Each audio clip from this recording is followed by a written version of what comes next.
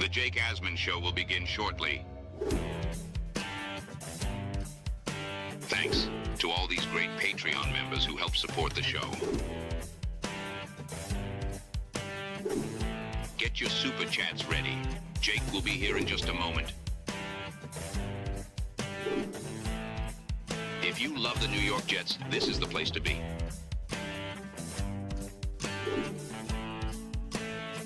And now, the Jake Asman Show. Should the Jets go all in on Brendan Sorsby? Our own Frankie V is going to make the case why they should. We'll talk about that and much more. It's the Jake Asman Show. Let's hit it and get it started. We sitting here, we excited as hell. Now it's time to get to work. Are you a happy guy? Oh my goodness, let's go! I haven't felt joy talking about the Jets in a long time. When they announced it, I went, yeah!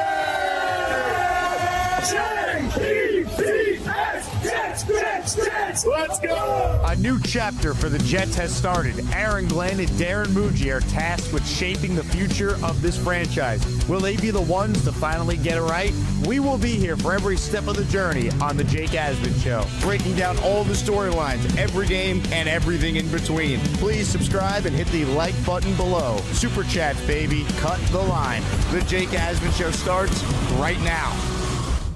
Here we go, Jet fans. Welcome in, everybody. It is indeed the Jake Asman Show, presented by PrizePicks. Make sure you are liking this video and you are subscribed to our channel. I want to thank everyone who tunes in each and every day. We're at 45,328 subscribers, trying to get to 50K by week 1 of the Jet season. So help us get there. Spread the word. We talk Jets each and every day, twice a day, Monday through Friday. Let's say hello right now to one of the founders of uSTADIUM, a crazy Jet fan, part of the Gangs All Here podcast with the New York Post. It's our friend Frankie V who joins us now. Tanky, you still basking in the glory of David Bailey being a New York Jet? How you feeling? Yo, man, I mean, it's just what a time to be alive as a Jets fan, ain't it? I mean, we got one of the best pass rushers, coming out of the draft since who? Myles Garrett. I heard what Joe Beningo said, so Joe Beningo said that David Bailey better be Myles Garrett or Bruce Smith. He'd settle for Will Anderson, but he better be Bruce Smith and Myles Garrett. Your thoughts?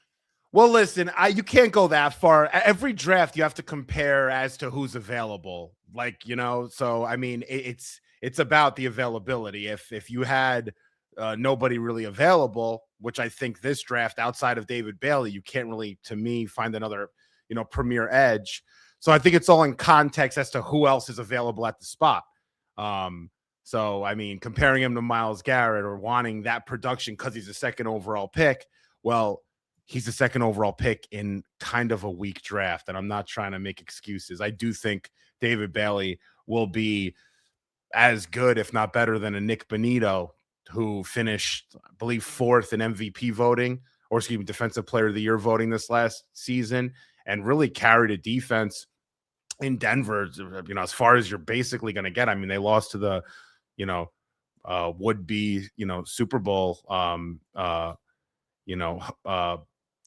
other Super Bowl team. So, I mean, I think David Bailey's got a lot to prove, but I think his skill set is what this league, needs and where it's going and what the Jets need for sure. You need guys getting to the quarterback and are fearless. So, yeah. We're going to find out what number David Bailey's wearing potentially this weekend. Yes, you got sir. Rookie mini camp for the New York Jets getting underway. You want him to rock the 31 or do you want him to go with a different number? 31, baby. Stick with it. Stick with 31 because he'll have 31 sacks in 3 years. That's the goal. 31 sacks in 3 years. Let's go. Comments, questions, super chats. We'll cut the line. We're giving away a Wayne Corbett jersey at the end of our show today for anyone who enters, like our guy Indy Jets did before the show began. So, Indy, you got a chance to win a signed Wayne Corbett jersey coming up at the end of our stream. I want to break down the Brendan Sorsby situation with you, Frankie, because you have very strong opinions on quarterbacks. I always enjoy hearing your feedback on these guys when they come out every year from college football. This is a very unique situation because here's the kid who was supposed to play at Texas Tech this year that was thought to be maybe, one of the up and coming stud QBs, part of that 2027 quarterback class. Sorsby transfers from Cincinnati. He's going to Texas Tech. And then all of a sudden, he has to check himself into rehab due to gambling. He's got a gambling problem. And seemingly his eligibility now with the NCAA could be up in the air. And there's a lot of uncertainty as to whether or not he will be eligible to play college football this year. If he's not eligible to play college football, well, then he could declare for the supplemental draft at the end of June. And if that happens, the Jets will certainly be a team that will have to consider placing a bid for Brendan Sorsby. So what I want to do is play you Adam Schefter on Pat McAfee earlier, giving an update on the situation and what the expected value in a supplemental draft would be for Sorsby. We'll play it and then react. And then I know you watched film on him today, so we'll get your scouting report as well. So here's Schefter on McAfee discussing the latest with Brendan Sorsby. To me, this is a really compelling storyline here that's going to play out here in the next few weeks. If his eligibility is not restored, and I don't know that it will be, there's a real possibility that he will then try to enter the supplemental draft. And the last time I think a player has been picked in the NFL supplemental draft was in 2019. So it's been a while since there's been a player who's picked. And I do think that if he gets into the supplemental draft and the league agrees to have a supplemental draft, all questions. But the way I understand it is, if you're going to give up one of your ones, that could be the highest pick. And so I don't think we get past round one. If nobody did it there, put in for him, I think we could absolutely see, does he have his eligibility restored? Does he enter the supplemental draft? If he's in the supplemental draft, where is he going? Because I think it's going to be fairly high. Well, think about that. Second round pick. Schefter said he wouldn't even be surprised if a team actually used a 1. What do you make of the situation with Sorsby? Your thoughts on what Schefter just said? Yeah, man. I mean, think about Texas Tech right now. Texas Tech, shocker, the place, where David Bailey came from. I'm not surprised they're one of the best programs in football, in college football right now.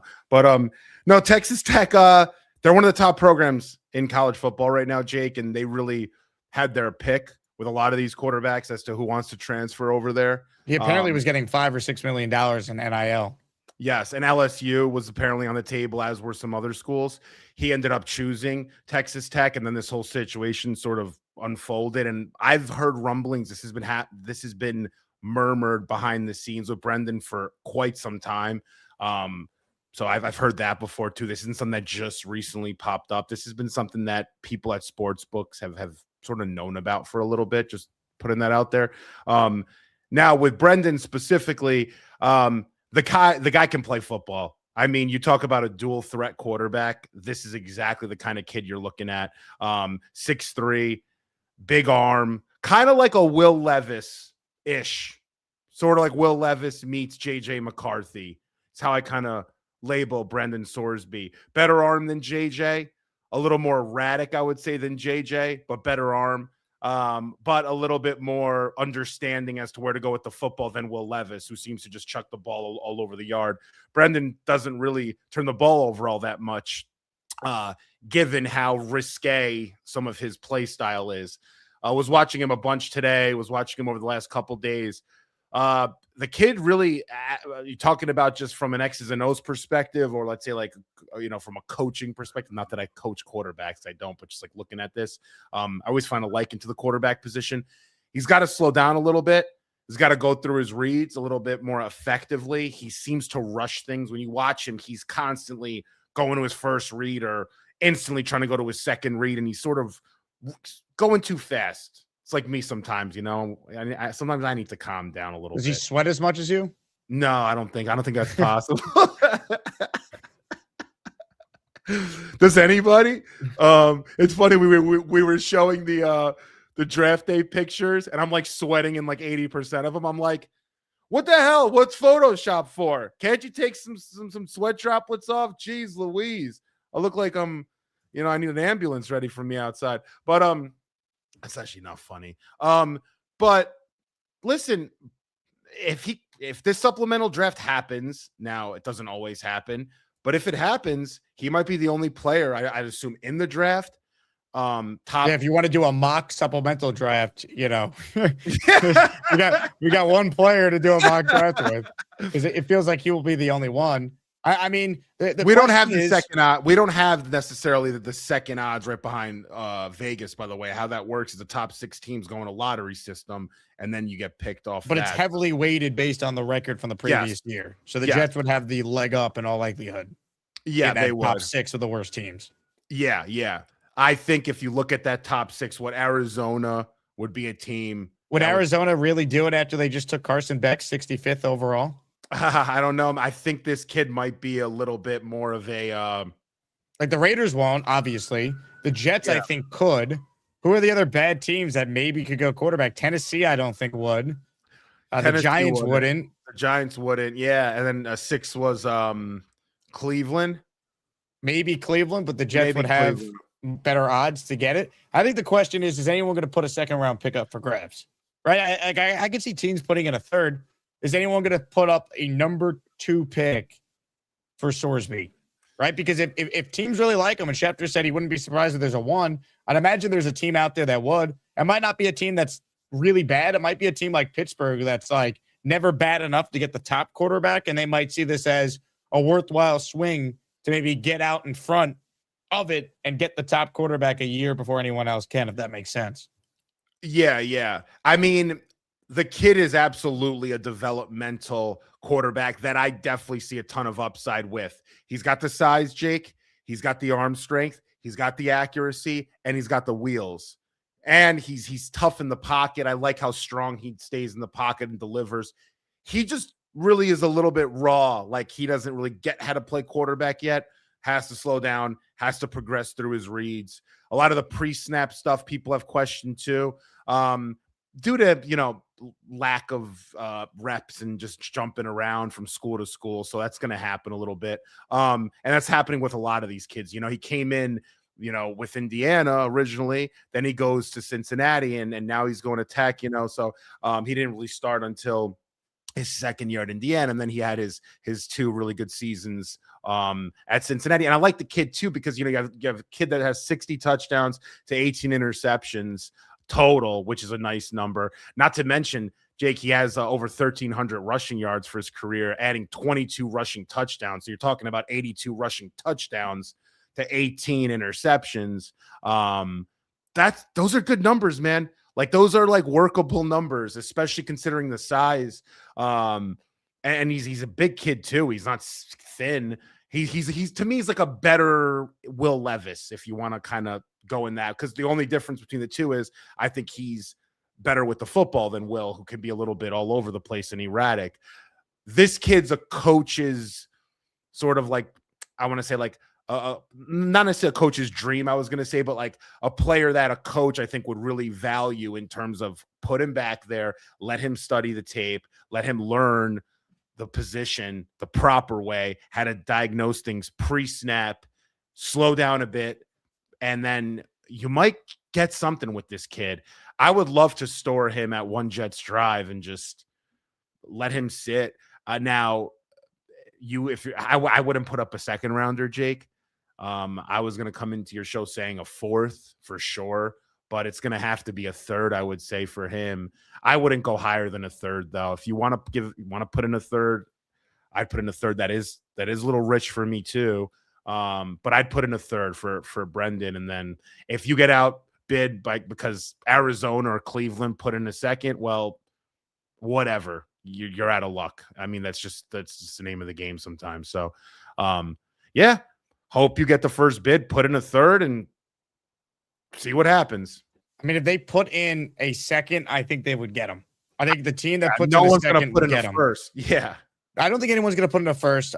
I understand what Schefter's saying, but I'd be still surprised at that.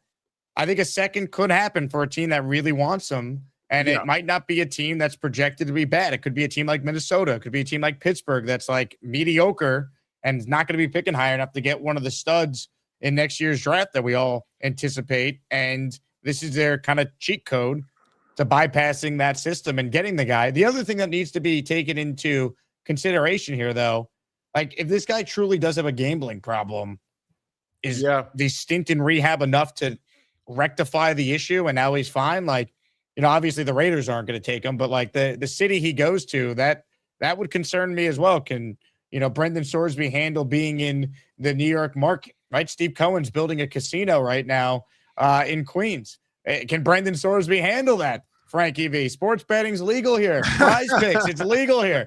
Can he handle that? Like, what is the status with his gambling addiction that he checked himself into rehab for? And then, the other thing is, will there be any NFL discipline? Because when Terrell Pryor went to the supplemental draft, he still had to deal with a suspension to start his career. So there's a lot we don't know yet about this situation. But Sorsby hired a top attorney to try and get his eligibility. They want clarity, because if they don't get clarity, he's just going to go to the NFL, it sounds like. So we will get an answer within the next 2 months whether or not Brendan Sorsby is an option for the Jets or any team in the NFL. Yeah, what's also interesting is not that it would matter for his sake, but he would probably have to serve a suspension too if he went to the supplemental draft. I think I was reading something about that. I was kind of wondering, how does that crossover work between what you did as a college football player under the NCAA, guidelines versus the NFL? So apparently, though, he would have to maybe serve a suspension by the NFL standard as well, which they were seeing 5-6 games. Which, I mean, he's not playing. I don't know if he'd have to be rostered, I would assume, and the 53, and then you serve your suspension, and then you're able to play. But yeah, I like the player a ton, though. I do. I don't think he's some kid that, you're hoping is going to be a starter, but he falls in like that Will Howard, Riley Leonard camp of guys I just really liked last year. He really just falls in line with those guys. I'm kind of indifferent on all three of them. I would have taken all three of them, honestly, probably in the late third, early fourth round. Late third's a little bit high. I know those guys went in the 5th and 6th, but listen, we don't know yet how this team's going to find a quarterback. We have no idea. There's just no way to dictate what it's going to be. To think we're just going to have the number 1 pick and get Arch, or we're going to pick 3rd and end up with, Dante Moore or whatever. Like that's not how things happen. It's so many variables are going to be thrown in that direction in terms of like where you're drafting and who the quarterback is and who's available and where you're at. Couple comments here. Dave Brigas says Frankie all over the map with his comparisons. Light Grenade says, God, Tanky is such a bad judge of QB talent. What am I off to? I made a compare Will Levis and JJ McCarthy. How's that all? They're very so. You ever watch them play? They're tall. You're not very all in on that on Sorsby. If those are the comps. Well, listen, those guys are both. Will Levis was a 2nd round pick. JJ McCarthy was what, picked in the top 13. I mean, that's pretty good. But he was overdrafted. There were a lot of people coming out that didn't think JJ McCarthy should have won in the 1st round. Listen, I'm not going to come on here and say I think Brendan Sorsby's your franchise quarterback. You should pick him in the top 10. But there's something to work with. 2nd round pick. You doing it? For supplemental? No, I'm not. Not 3rd round pick. Yeah, 3rd round I would. Yeah, 3rd round I would. Sorry if the title is a little misleading, everyone. I'm all in. I'm not all in like, hey, let's draft him, 3rd overall. If you're not all in like you were for David Bailey on draft night. Absolutely not. Is that even possible? The New York Jets select David. Yeah! Yes! That's my guy.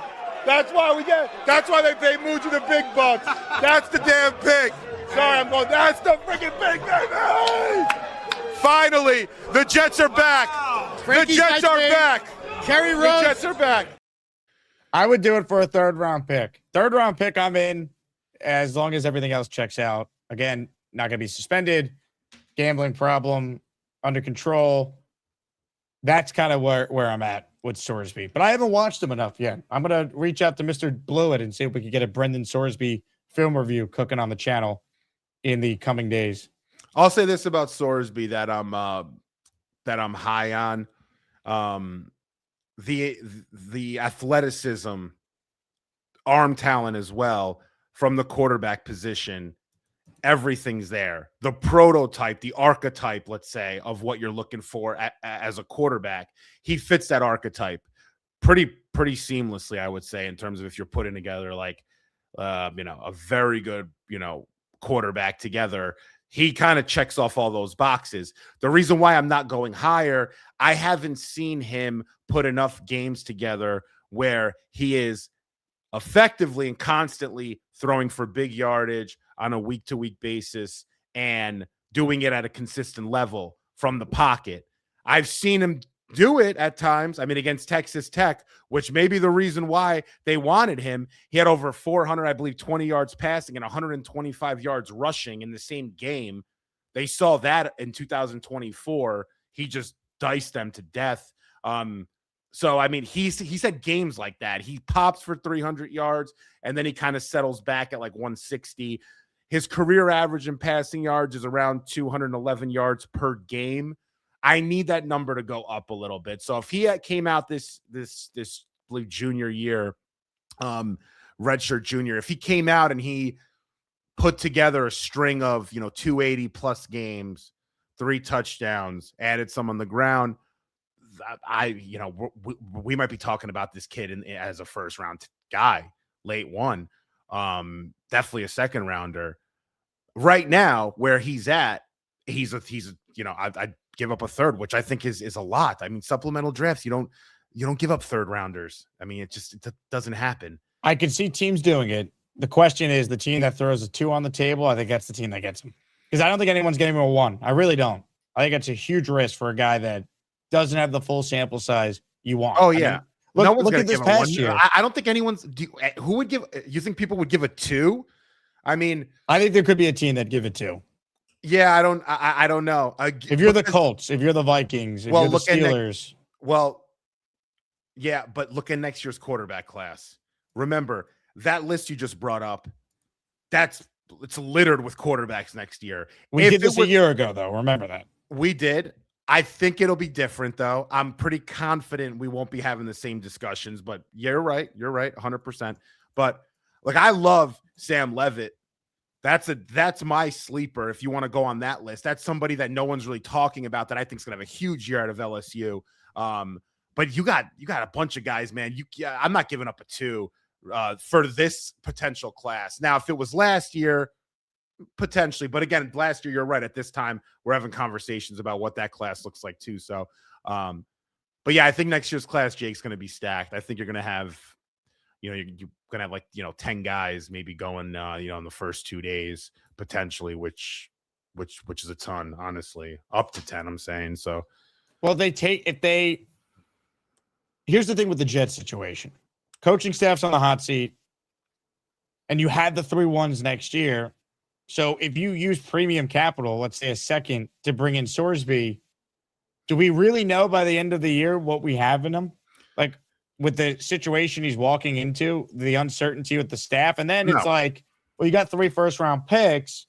Is a new head coach coming in? How do they feel about Brendan Sorsby? That's the negative. The positive could be what happened with Jackson Dart, where, hey, Dart playing well as a rookie made the job attractive for a guy like John Harbaugh to want to take the Giants job. So it could go both ways here. There's a positive spin. You take Sorsby, he plays well, you got your quarterback, and you got 3 1s to work with around him, or a negative scenario I outlined as well. Yeah, agreed. And again, that suspension that's apparently also would be looming for him at the NFL level, may shy somebody off of him. Let's say Cleveland, for example, they may want to, give up a 2 for Sorsby, which I actually think makes sense for them. Have him battle it out. If you're able to start him at a point, at least for a stretch of 2 or 3 games, you get a feel of who he is. You could compare him to what you saw from, Dylan last year and Shador. Then you can make an assumption, because, they don't have the same draft capital we do the following year. I think we're in a different spot with 3 first-rounders. We don't have to make this kind of move. But, again, I love, stacking the deck with that, with quarterbacks in that room. Just make that room better and better and better. We just haven't had one, Jake, in too long. And I like, what I like about this kid for New York specifically? I think his play style bodes really well for a Northeast kind of school. He's not afraid to bet on himself. Kind of. Dun. That was pretty good. He plays like Josh Allen, actually. Play style. He plays like Josh Allen, which so does Will Levis too. But He does. Yeah, he moves around a lot, Jake. Look, Maybe like autistic Josh Allen. Listen, playing like someone and comparing someone to someone's two different things. You know, I could play like Michael Jordan, but I don't make nearly the amount of shots, nor am I able to, do the up and under like Mike. So I mean, I could try to play like him though. But no, Sorsby style's like that. He's like a backyard kid. He improvises a ton. He's not like a just strictly a 3-step guy in the pocket. He moves a lot outside the pocket. He's great with his legs. I think he'd fit in like in a Northeast environment when it gets colder and you gotta kind of move the chains in unique ways. I think he fits. See, this is the stuff. I mean, this is what I said he plays like Josh Allen. Not that he's Josh Allen. He plays like in the last 2 days, I've had to listen to you compare Brendan Sorsby to Josh Allen and Joe Beningo say David Bailey better be Bruce Smith. Go on YouTube. Not you. I'm saying anybody. Go on YouTube. YouTube Brendan Sorsby and tell me he doesn't play like Josh Allen. I don't know I don't think he's as good as Josh Allen. I don't know what to tell you. I mean, that's like he scrambles. He likes to move outside the pocket. He likes to throw the ball down the field. That's what Josh Allen does. I'm not saying he's going to be Josh Allen. I'll tell you what. Jet Life Angel, you're in the raffle for one. Derek, the Kansas Jet fan, you're in the raffle for one. We're giving away a Wayne Corbett jersey on the show today. Yeah.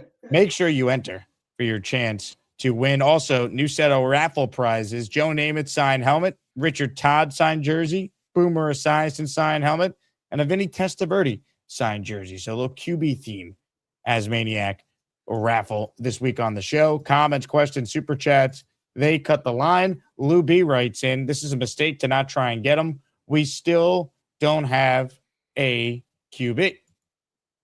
Yeah, Lou. I mean, we don't, but we have 3 first-round picks next year. So, I mean, I don't know if Sorsby, I'm fine with keeping him, back there. He'd be your backup next year, and then you'd sort of be telling Klubnik, you're probably out of here unless you really show something, which I'm fine with. But yeah, it's a developmental move for us, and I think that room needs it. I just think I think you're going to start Geno. Klubnik's going to have to learn and show something, and then if you bring in Sorsby, he's your really like developmental project. I wouldn't give up more than a third though for a developmental project, but I think they should definitely offer that on the table, which is a lot. I think people are shying away. I'll give up a first. You're not giving up a first. A second's a little rich, obviously. A third is also rich to a degree. I mean, you can get starters in the 3rd round. To give it up on someone you're going to develop out, plus you have 3 first-rounders next year, and you just spent a 4th-round pick on Klubnik, which you traded up for, that's as far as I think you should go when it comes to Sorsby. I like the talent, though, for sure. He's Josh Allen reincarnated. Frankie V said it here first. Luppy in the Asmaniac raffle for 5. He gifted 5 channel memberships.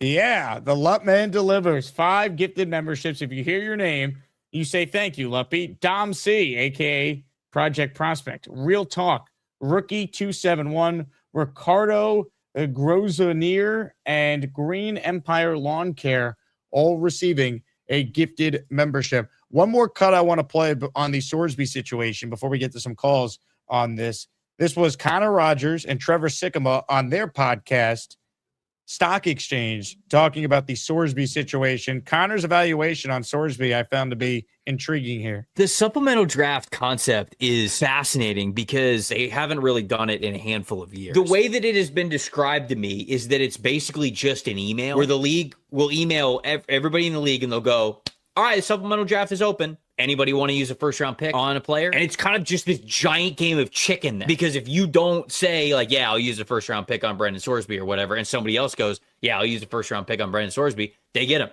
Like, they just get a draft. Brendan Sorsby just has a stupid arm. Yeah, Sorsby's got an NFL arm. Sorsby's got high-end NFL arm. Some would say even a supplemental draft type of an arm. Yeah. When you watch Sorsby, he's just dripping with traits. It's everything else that's not not where it needs to be. It is interesting, like having Brendan Sorsby in this situation could potentially save the Cardinals. You think they'll do it even after taking Carson Beck 65th? I think if taking Carson Beck at 65 prohibits you from taking Brendan Sorsby, problem. I think that is a horrible process gotten even worse. There are teams that I think would pretty easily bid a 3rd-round pick for Brendan Sorsby. The Browns, the Cardinals, the Jets, the Dolphins. Colts, right. But I think the big question just becomes, who bids a second? Well, because if you do, you get him. You would think. A second rounder should get it done. So now it's just going to become a game of chicken for a 2nd-round pick. 100%. I agree with that.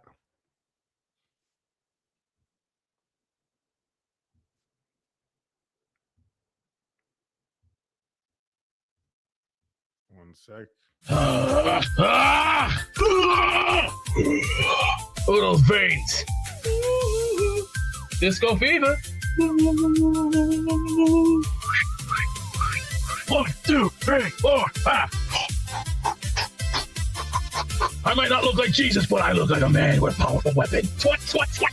No, you're not. Fat. What'd you say, Greasehead? I will kill you in an anal blast contest. You're 100 pounds of diaper shit on a cold day. Not even worth a bucket of raviolis. You can't cook ravioli, but I sure could love to eat those raviolis, but I like mine fresh. I will smoke you. Because you're a little boy with small balls. And take this down. This is looking rather embarrassing. You don't have this. You don't have this. You don't have the physique of God. Urgent!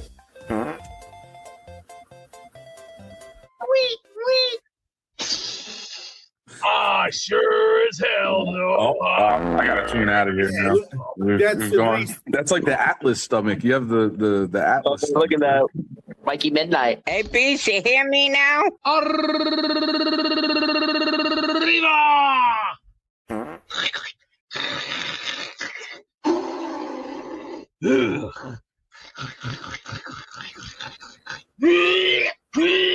We can't see you because your ring light's not on, shitbag. This is fake AI. I will not effing tolerate it. I do not like this loser behind me. I find it disgusting. I'm a straight conservative Republican. I like women.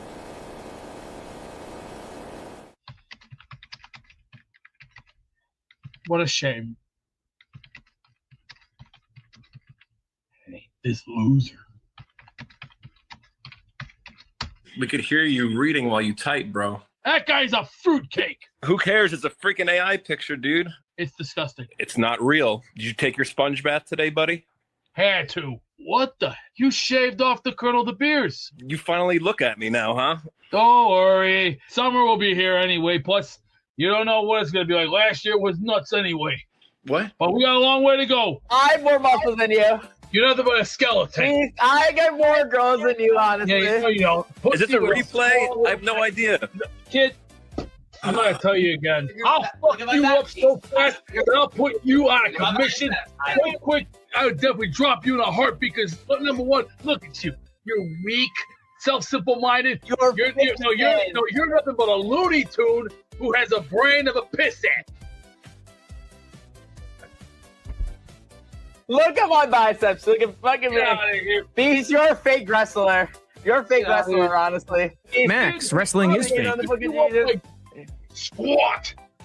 Let's keep you like this. We covered a lot of ground today, Robbie. Dude, the lower body power should be studied. It really, really should be studied.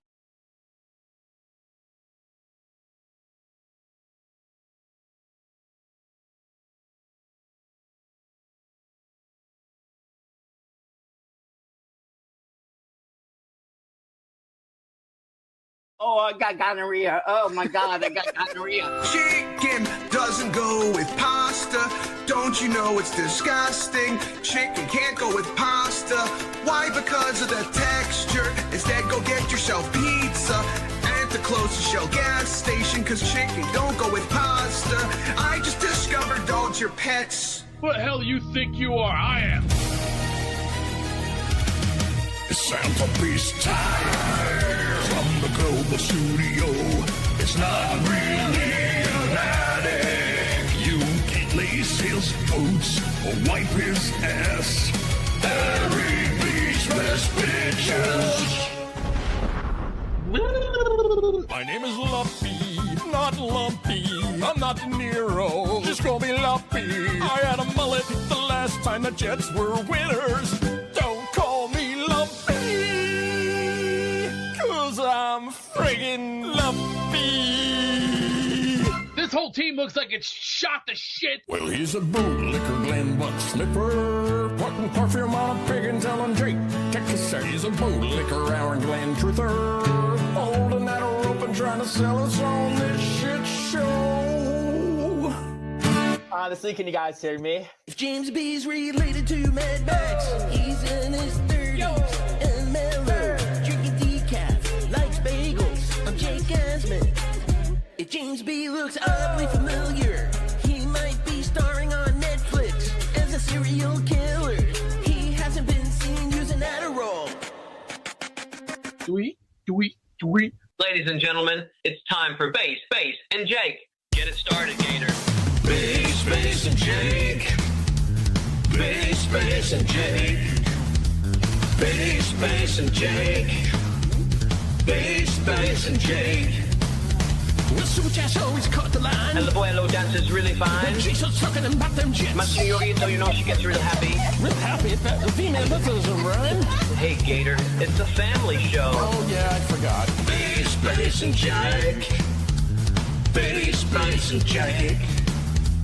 Bass, and Jake. Bass, and Jake.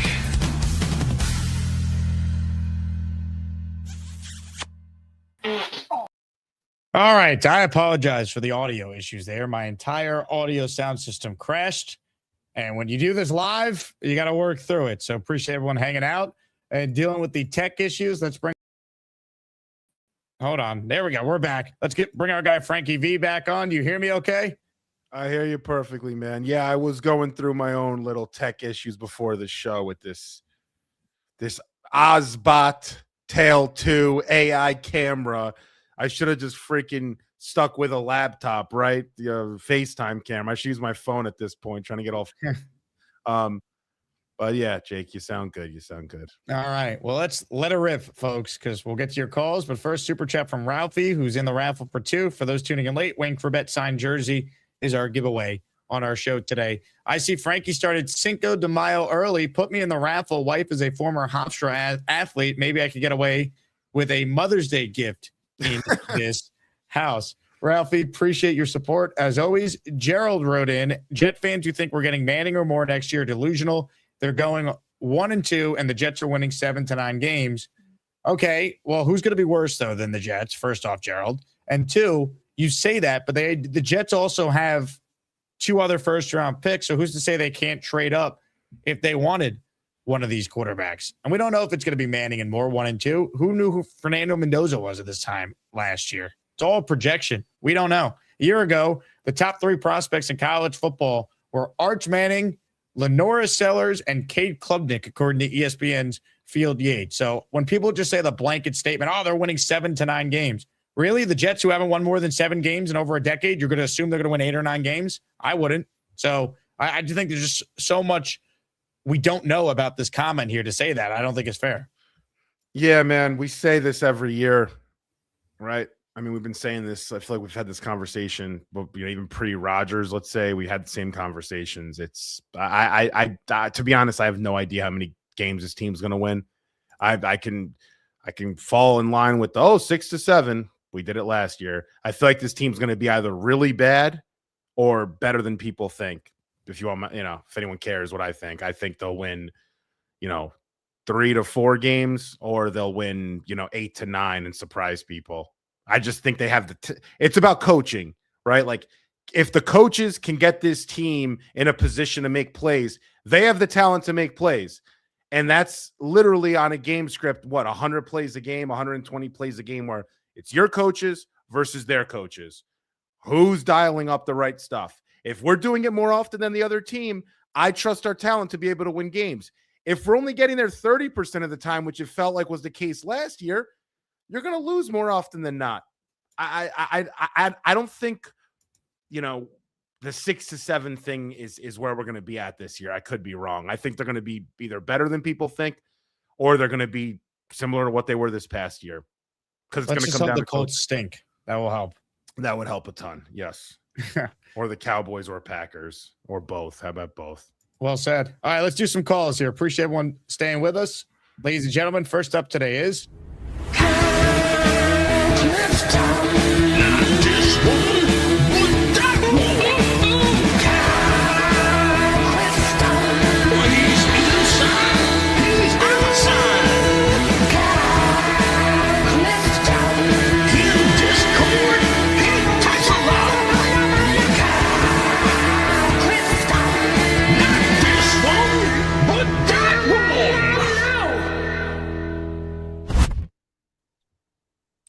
So, Frankie, the comps are definitely throwing me off. Are they? What, the ones that you were making? Yes. Will Levis. What did Connor and what's his name? What was the other comp you made? Trevor Siegel and Connor said they have all the tools. Right, he has all the tools. Throws a beautiful ball, strong arm, can move. Will Levis, but doesn't get how to play the position. Will Levis, right? Isn't that what Will Levis is? Isn't if that you're what, saying that that it's first round traits, I agree with you.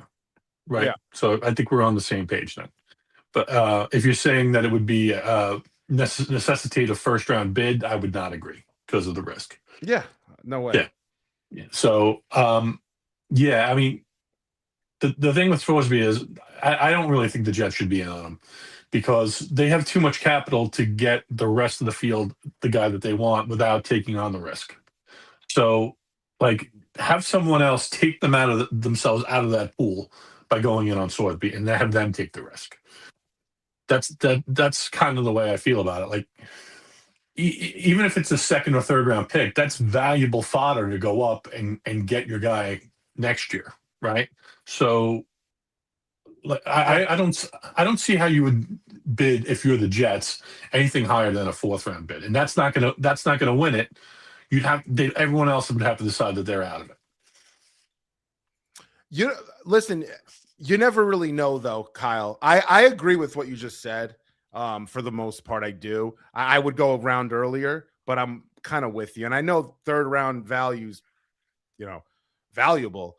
You can find a starter. Yeah, it's not even really about the pick. It's about like the developmental time, like what you can actually like find out yeah, about. I mean, guy. Yeah. I don't. To me, it's totally worth it to us if we get him for a fourth round pick, right? Yeah. But for us to spend a third round pick when we have all this other capital and we can definitely get a guy that isn't as risky, it doesn't make as much sense to me for the Jets. For one of these other teams, it might make plenty of sense. If does that register? This is a risk proposition always with the draft, right? Yeah, the thing is, sorry, Jake, if I'm like talking too much. Sorry, guys. Well, that's why we want to hear your thoughts on it. I'm a little bit worked up, guys. Sorry. It was a long day. I've been up early.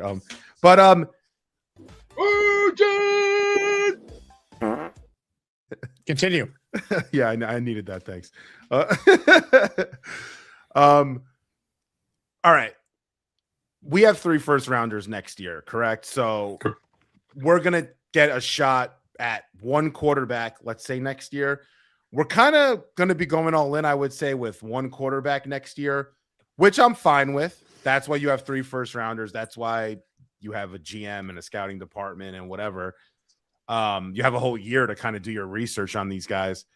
I think the thing with Sorsby, Kyle, that I like is I think he's got so much talent that you can almost go into next year and say, I got one that I'm kind of, throwing all of my eggs in the basket with, but I'm not throwing every single egg. I got a few eggs to the side that I'm keeping to the side for this Brendan kid because I just see some traits that are super unique. That's the only thing. Like I like that because I didn't see anybody in this draft. I mean, compare Ty Simpson to Brendan Sorsby. They're kind of opposite in a lot of ways. I just think he has NFL traits, Sorsby, and I don't think there were many quarterbacks, even in the last couple years coming out of the draft, that had the traits that he has. I just think his traits are up there. It's a coaching job and a half, like it is, not to go back to Levis, and I know you don't want the comparison, or McCarthy, but like this is a big coaching job, but the traits are definitely there. Yeah, I don't think McCarthy showed nearly as much as Sorsby's shown in college. Like he wasn't asked to throw that often, McCarthy, right? Like Sorsby wasn't either though. If you look at his number, like he wasn't asked. Sorsby had a high completion percentage and never got over 3,000 yards because he didn't ask him to throw that much. He ran a lot too. Sorsby, that's why this year I wanted to see Sorsby go out there, like I was saying earlier, and throw the ball a ton. Like I get to as close to 3,800 yards as you can. That's what he was going to do this year. That was the point of him going to Texas Tech, was like a show me year, kind of, obviously to win a national championship, but against the top competition, right? Totally. Yeah. Or at least an upgrading competition, not necessarily the top. Yeah. So like, I think that what Jake was saying, I think on one of the earlier shows, is entirely possible that one of these mid-tier teams is going to overbid to come get him, because I think that there's probably someone lying in wait. I don't think it makes much sense for the Browns. It makes more sense for Arizona. I don't think it makes much sense for us because of all the capital that we have. I mean, we can go into future years and into later rounds to come up and get our guy in 2027 without using supplemental or anything like that. That's how I look at it from the Jets' perspective. But like the Steelers might be desperate. The Vikings might be desperate. Like some of these other teams are going to be lying in the weeds, and they think if they think they're going to finish outside the top half of the league and they're going to have a pick in the 20s, why wouldn't they use a first-round pick if they think Sorsby is worth it, and they're hearing from the league that there's not going to be a long suspension? That's all I had, guys. Kyle, good call. I think it really comes down to the evaluation you have on the player. It's as simple as that. Like if you believe in this guy, if you think he's awesome, then all right, that changes the equation. If you're unsure, you're not going to invest when you're set up to have 3 firsts next year. Like there's other teams that will be more invested in using a second or a third than I think the Jets are, who just traded up for Cade Klubnik. So they traded 2 fourths, right? Well, I don't know what the value of 2 fourths is compared to a third, but think about it. They just traded 2 fourths to go and get Cade Klubnik. So that's got to matter in the evaluation too. And the coaching staff, I don't think is worried about the long term. They're trying to save their jobs now. So yeah, I think if Sorsby, for example, to your point, I think if he came out in the draft this year, he'd be, late 3rd, early 4th round pick, something like that. Maybe mid, 3rd round, something like that. But this is the year that was supposed to put him on the map. Like you look at Sorsby and Levitt are 2 guys that I think are really going to, have showcase years to say, look at me and NFL teams, look where I'm at. And I really like both those guys. I like Levitt actually probably a little bit more. So let's say Levitt magically got caught with gambling. Let's just say like he's another one, and you could have a supplemental draft with Sorsby and Levitt. That'd be kind of fun. Joking, but I like both those guys, and you're starting to see that, Jake. I mean, this is a new day in college football, man, where you have quarterbacks transferring, going in the portal to these premier teams with coaches to try to just showcase what they can do as, for an NFL team. It's pretty interesting. Never really been like this before, right? I mean, you've had it in the past here and there, but remember Jalen Hurts going to Oklahoma because Alabama didn't have a spot for him with Tua was there. So I mean, like it's happened before, but like now it's happening. Every year you have like 3 or 4 quarterbacks going to new programs at the top, their class. Hit the like button if you're just joining us. Comments, questions, super chats. They cut the line. Ladies and gentlemen, we are presented by my friends over at PrizePicks. Take a look at the lineup I just put together. You're going to have to squint and get real low there, Frankie, to be on the camera still. I don't know why my PrizePicks screen share is not working great, but you can see the lineup I put together for I got taller. There you go. Yankees, Rangers tonight. Aaron Judge, more Then a total base. I like Jacob that. deGrom, more than 6Ks. Met fans, get in on it, baby. PrizePicks just put this together during the show. You can follow my PrizePick feed at Jake Asman. Use the code HMA. Put $5 in, you get $50 available instantly in lineups. Brendan Sorsby, please do not gamble. All right, especially if the Jets are going to take you. Everyone else, though, download the PrizePick app. Use the code HMA. Play $5, get $50 available instantly over at PrizePicks. All right, let's get to more of your calls right now on the show. We say hello to Ron L, who joins us now. Hey, Ron. Hey, Jake. Hey, Tanky there. Hey, Jake. Well, I'm sitting here in Tom Coughlin Stadium. Does anybody know where that is? I'm going to guess it's somewhere near Syracuse because that's where Tom Coughlin went. Yes, it is Waterloo. Is that anyway? In Utica? No, it's Waterloo. It's by the Finger Lakes area. Okay. Yeah. Anyway, so here's how I feel about giving up the second round pick for Sorsby. You have the 3-1s next year. You can use one of those to trade back, pick up your second or third. You can probably get multiples, especially if you hit on him. Now, Jake, you know the business that I'm in. So as far as the gambling goes, I'm not going to mention names of places or people, but I have a bunch of college students that come in that make their NIL money in some of the local colleges that come in playing all the time, a lot of money. So we made this. These kids are doing this. Maybe somebody gets caught more. Once again, they're legally doing it, but you're creating future issues with these kids. I mean, you talk about some of the, if you don't mind me mentioning some of this stuff, I won't mention names of places or anything, but a couple of the Indian casinos in New York, you can gamble at 18. So we used to have, kid nights where they can come out clubbing, come in casino. So you're teaching them how to gamble before they can manage a checkbook.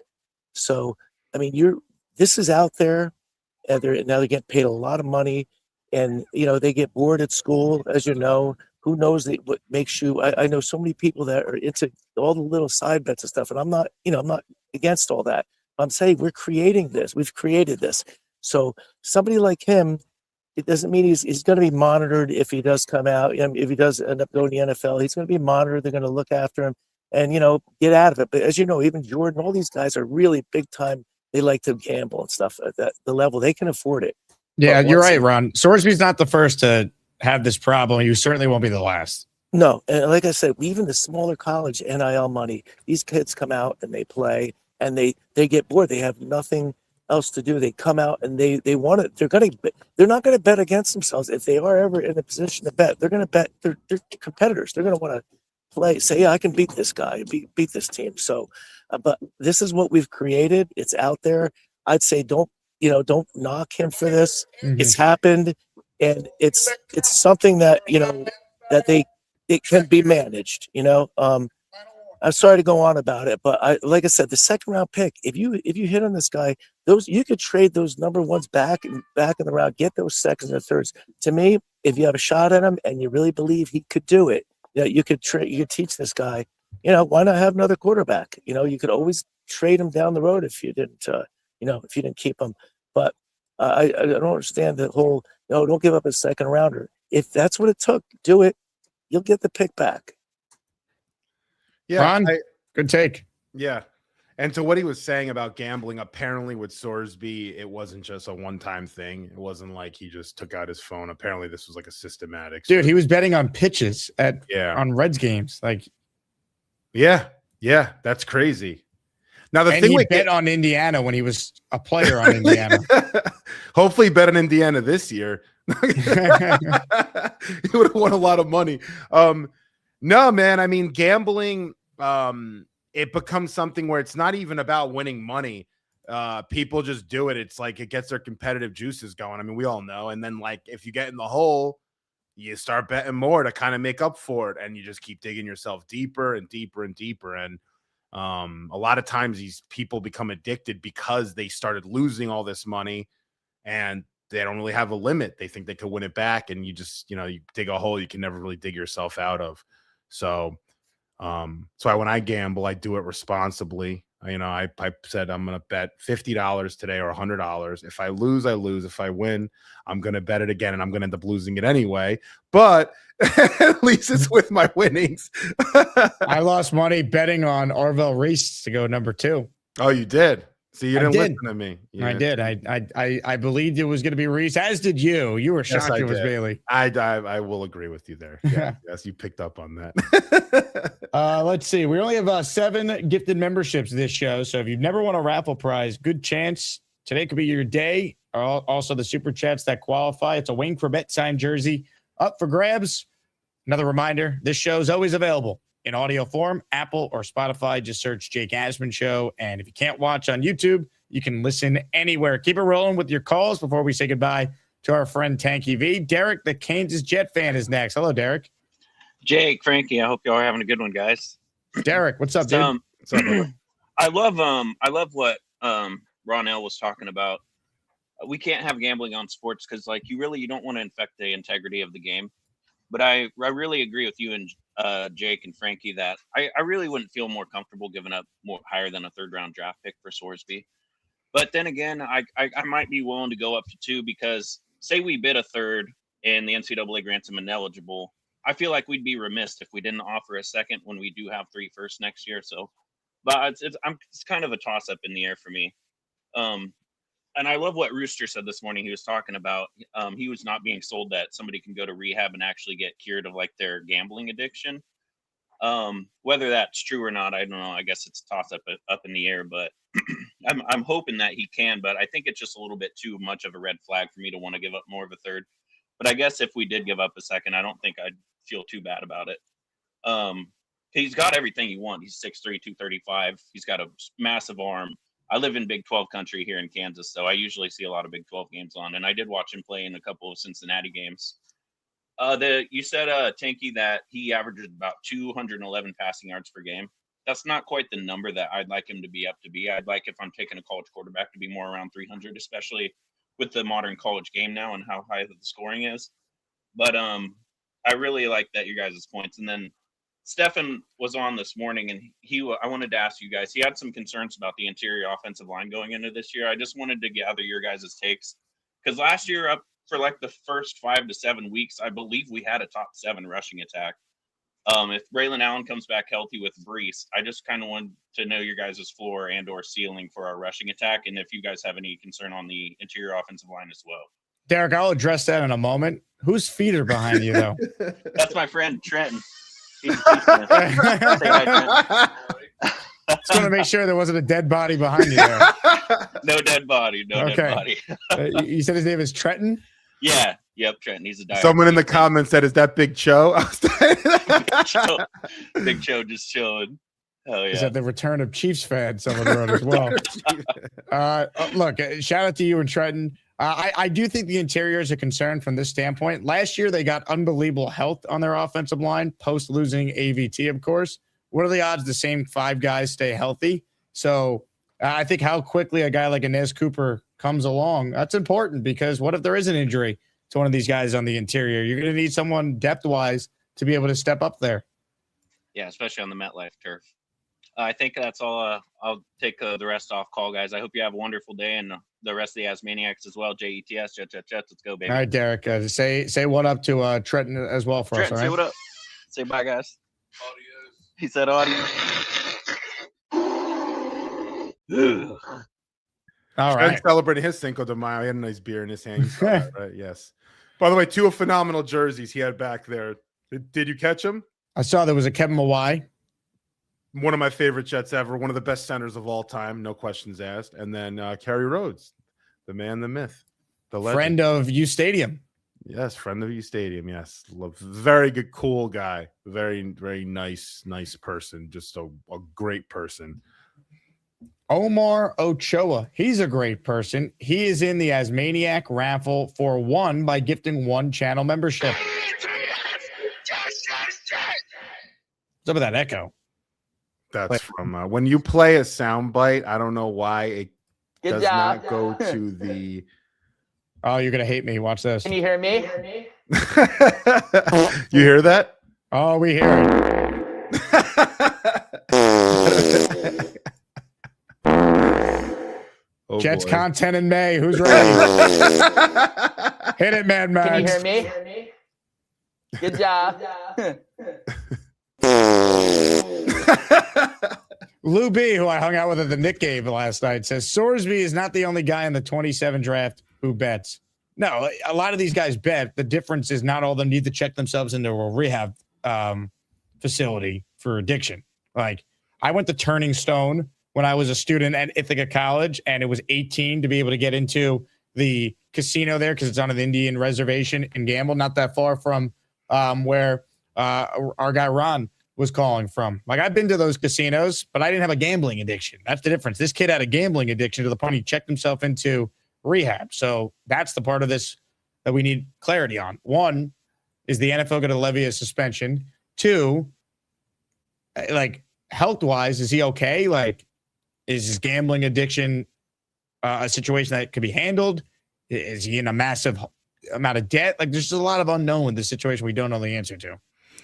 Yeah, man. And I always struggle with trying to understand really how to solve really any addiction, but specifically a gambling addiction. I don't know. I don't know what the health experts say or what the recourse is or how you get the help you need. Is it similar to a drug addiction? Is it as bad? I have no idea. I mean, you know, people's lives get ruined from drugs and alcohol and a bunch of issues.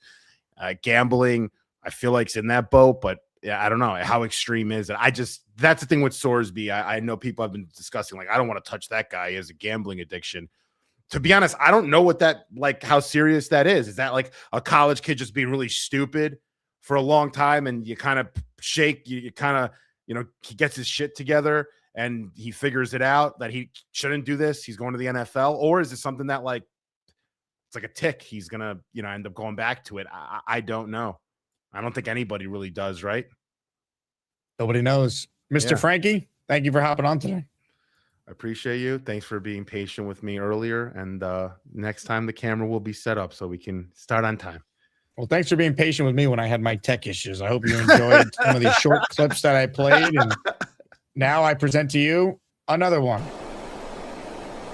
I do not like this loser behind me. I find it disgusting. I'm a straight conservative Republican. I like women. Thanks for the time, Frankie. Later,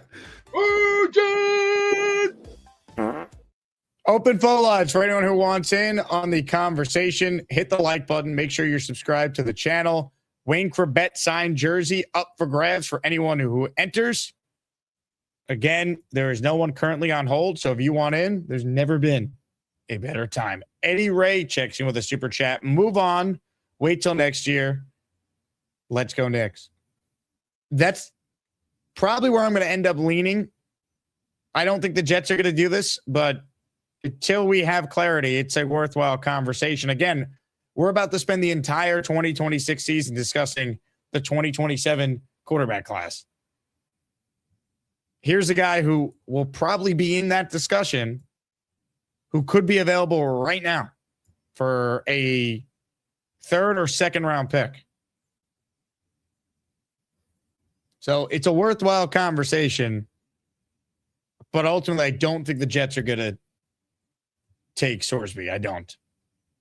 Because I think the Jets aren't going to be the highest bidder. Like, they might be intrigued, but I don't think they're going to be all in. Because I think they realize they're set up for 2027 with the 3-1. Muji is set up. Because I think he's here. I don't know about Glenn. I was betting on it. Muji's the GM next year. Glenn's not the head coach. So why bring in another quarterback that your future head coach maybe has no love for, wanted nothing to do with? We don't know. They got their guy in Klubnik to add to the pipeline. You got Gino trying to win you enough games to get to 27. I think you go from there. Let's do more of your calls before we wrap this baby up. Ralphie Rocks is on the line. He's next. Hello, Ralphie. Hey, how are you, Jake? Oh, you did the jersey switch around. Nice job. Yeah, and I got my poncho on for Cinco de Mayo. Well done. Yes. Wanted to wish Beast a happy Cinco de Mayo. He seems to be our representative for Cinco de Mayo Day. Beast, happy Cinco de Mayo from Ralphie. Estoy muchos El cinco de mayo to you, amigo. De nada. Sí. I haven't talked to you really since the draft. I think I called up the day of the third day of the draft, the Saturday, and Nick Farrier was on. But I wanted to say that in looking back at the draft, I feel good about Bailey, better than I did leading up to it. And the reason why was what happened after we took him. Like, it's not like somebody came in and took Reese right away, 3 or 4. Like, I feel like if he was that great a defensive prospect, Saleh would have probably taken him because he's a defensive guy. So I feel pretty good with that. And then Sadiq, I feel great about that because I think he should have been a top 10 pick based on his numbers. Maybe the fact that he's a tight end makes a few people a little leery, but it's something we've never had. So it's really nice to do it. I mean, some of our first round tight end picks have been big lumbering guys like Kyle Brady. I remember when I was in college, I think they took a guy, Johnny Mitchell from Nebraska, who was a little more athletic. He didn't do so much, and then to back it up with Cooper was great. So I think that you like it. You feel good. I feel good about the first 4 picks. Everything after that is a crapshoot, like for everybody else. But yeah, you can't go wrong. I was hoping we would get maybe 4 of the top 40 guys since we were, we pushed all the way back. What do we go from 44 into the 50 to like 50? Yeah, they moved from 44 to 50. They moved down 6 spots. Right. So you hope you get maybe the top 40 guys on your board. I think, and that seems to be good. We didn't reach at all there. So pretty happy with that. And I called up a couple times before the draft saying that it would be great if we can maneuver up or down. And I remember you saying it would be, but it seems impossible that we can be going up and down so much in the first 2 rounds. And he actually did that. So that was really great. Well, at number 2, I'm saying, like we talked about, move back from 2 and then, you trade up. Like they ended up, like we've seen teams do this all the time, trade back into the end of round 1. That to me is different because again, they already had pick 33. So they moved up from 33 to 30 to take Omar Cooper Jr. They moved up 3 spots. That's not that hard to engineer that type of deal. Yeah, I was talking more about when I was calling, I was saying we're probably locked into 2, but maybe we could maneuver from 16, go back a little bit, get Omar Cooper like at 20, and then 33, you trade, and maybe you move back again and get some capital. So it was nice. He kind of maneuvered up and down. So that's really good. I also feel a little vindicated that Simpson went in the first round. I didn't think that he would. I think on your show, I said that the Rams would be a good possibility, maybe trading in after 25 or so. So I'm happy for him. Everything I see, I followed him and his dad on Twitter while they were at Bama. And, nice kid. And it's a good spot for him. So if he doesn't make it, I think at a minimum, he'll be like a Mac Jones, be in the league for 5 to 10 years. So he'll make his money and he'll have a career. But he went to the best possible spot for him. There's exactly. no denying denying that. If he can't make it there, he's not going to make it anywhere. And I just wanted to comment on the Asmaniac, madness, because I was away last weekend. Were you following the tournament while you were away? Yeah, I was at the Kentucky Derby. So I was, which was awesome. And so I wanted to give, Chef Kev his flowers. Like he had to beat, I think, 2 number 1 seeds, but coming from a 7 seed, I think automatically you have to beat a 2, possibly a 3 or a 6 in that next round. Yeah, then Chef Kevin's path was the hamburger, a 10 seed, Neil, a 2 seed, the Lane Train, a 3 seed, Kyle Clifton, a 1 seed, the big fella, a 2 seed, and then Gary in the championship, a 1 seed. You talk about one of the more difficult paths to ever win a championship. Chef Kevin rose above it all. Yeah, that's like a UConn run. Like in the 2000s, they were like a 5 or 6 seed, and I think maybe Villanova. Chef Kevin was Kemba Walker. Yeah, exactly. That's what I was thinking of, the Kemba Walker one. But Gary, to Gary's defense, he's spunky in real life, but he was spunky in this tournament. And he even, when I was running in Kentucky trying to get in some miles because I have a race coming up on Monday, Mother's Day.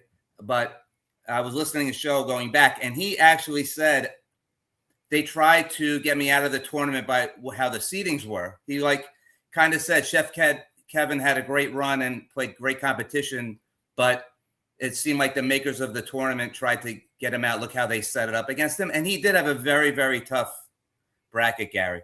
And Amanda was a lot harder than I think anyone anticipated. She really came at it. She asked a lot of us to go and speak for her and come on. That was a great strategy by her. And then, I think Bonesy beating Black Gypsy was key, because I think Black Gypsy would have went for Gary, and that would have been to see how polarizing he is if that would have worked. Because Gary's strategy was always to go for the 96% of the guys, but I think what he forgot sometimes is that, not to be critical, I got knocked out. Jake, I got knocked out. I took a look. I got knocked out on March 6th, and this thing went to May 1st, I think. So I've been out for 2 months. But I think so. I could have had a lot better strategy also. But Gary trying to go for us guys, the one thing I think that he didn't take into context is that someone like me, like I have a daughter, so I'm not going to just be totally all machismo, and I'm going to have a little bit of a soft feeling because I have a daughter and I want her to be raised, like if someone, not that she's dependent on just a guy only, because she has to be able to take care of herself in a lot of ways. So I think that was it. But it was a great, and to think you went 2 months of filling up our time with that, because I was not even the first round. I was the last round of the knockout. So it helped bridge the very tedious and long pre-draft process with something besides, so Reese or Bailey or which receiver or Ty Simpson. It gave us something on top of everything else. And I miss it already, because I got to tell you, the thought of having to do content till training camp, this might be the hardest it has ever been to try and come up with interesting topics to talk about. But we need a better trophy, I think, for next year. Because let me show you what I get from my fantasy league, which is like just 10 jamokes. Wow. You're calling out Mike DeRamos' handmade trophy. I appreciate it, but look at this thing. Come on. You can't get through airport security with this thing. And do you think you'll make the... I'm like a 6-time champion if I take it like the Beast thinks. Do you think you'll make the initial field of 64 next year, or you'll be in the plan round again? Oh, I don't know. I was so happy just to be there. I almost was going to be like, if they even choose me to be there, which I don't think they're going to do, maybe I would say no thanks and let somebody else who really wanted to be in it. Like I think Jay Quest really wanted to be in it and a few other people. But no, he requested to not be in it. Oh, okay. So maybe I didn't deserve it. I'm like, I don't know what that means. All right, so maybe I took his spot, but I really appreciated it and I had a lot of fun with it, and maybe I could think of something more creative next time. Being on the 80s cruise while it was going on wasn't that helpful for me. Well, I believe in you, Ralphie. Next year, I think you're going to be a top 10 seed. Thanks. Appreciate it. Let's go Knicks. Have a good one. Let's go Knicks. Ladies and gentlemen, Ralphie Rob. Say go New York, go New York, go! Go New York, go New York, go! Congrats again to Chef Kevin on winning as Maniac Madness. Check out Friday's episode, our second stream, if you want to watch the performance by Chef Kev in the championship match against Gary 3D Boxing. Let's get to more of your calls right now. Gusbuster Umbrella Hotline is the place to be. And it's Cinco de Mayo. Obviously, that can mean a lot of things. I think it means that this guy is probably going to be fired up. Here we go. If Mad Max ain't yapping about jets, that boy, he's jamming. He's slamming, freaking dancing, wall smashing. I'm Jake Asman. If Mad Max ain't ever stopped yapping, that boy, he still be dancing. Then call Jake Asman. He got an orange wall.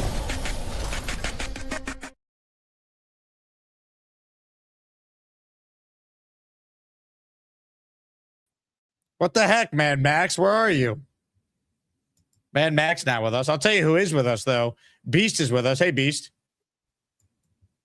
You know what day it is. Get one of these. Sponsor, the great El Jarritos. And then I'll be getting my burrito very soon, and the burrito is gonna go with this. Hold on, Mad Max is back. What do you guys' opinion on me doing a backflip? Max? Can you guys hear me now, Jake? Can you hear me? Oh man, let's talk about my sports takes of the week. So the Knicks, they crushed the Sixers last night. Did you see that, Jake? They made the Sixers look like a little league team, honestly. Knicks at 4, and then for the Yankees, the Yankees game, very dominant. You know, these delusional Sixers. On me doing a backflip through this orange wall. How you doing? Oh man, let's see the boxing. Beast. Can you guys see me now? I have more muscles than you. Beast, I guess. Can you guys see me with boxing? Beast, I get more girls than you, honestly. Yo, got nothing.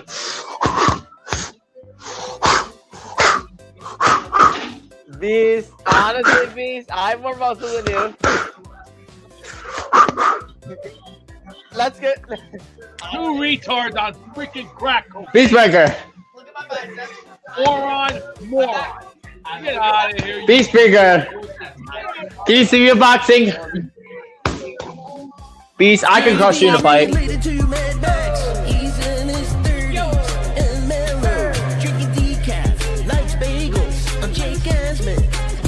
James B looks oddly familiar. He might be starring on Netflix as a serial killer. He hasn't been seen using Adderall. Look at my back piece. Oh my. Oh gosh.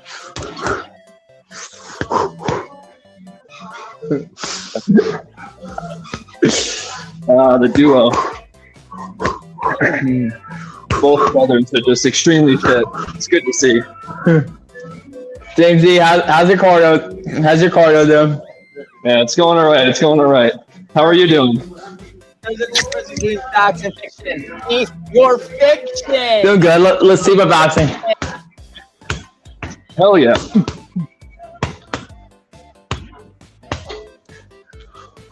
I ran a marathon lately or recently.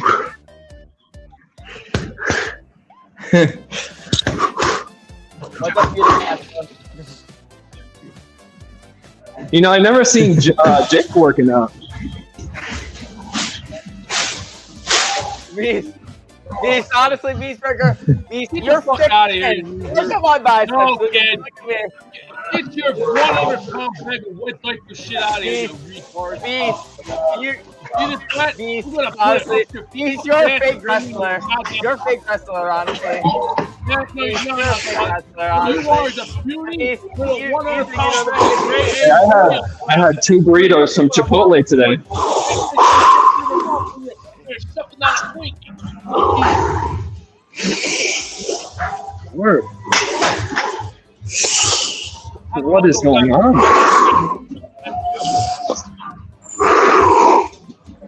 Get out of here. This is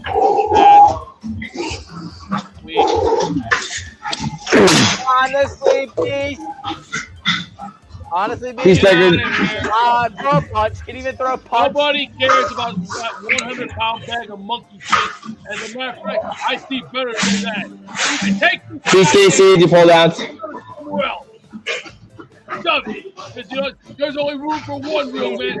And you two losers. I have under basically 80 look pounds like of the floor muscle like Pawns of the retarded game. Please, you got 240. Look out to the beach right now. Bobby Allen. See this? This is your death cell right here. Give me Mark 1045. Give me Mark 1045. If James B's related to Mad Max, he's in his 30s and mellow, drinking decaf, likes bagels. I'm Jake Asman. If James B looks oddly familiar, he might be starring on Netflix as a serial killer. He hasn't been seen using Adderall. James B with us. James B, where have you been, man? We put you in the tournament. You were nowhere to be found on your day. Where have you been? I know. I've been tuning in now and then. I just haven't really had time to call. A lot has happened, Jake. So we bought a house. Okay. We moved across the state, and that was a moving process.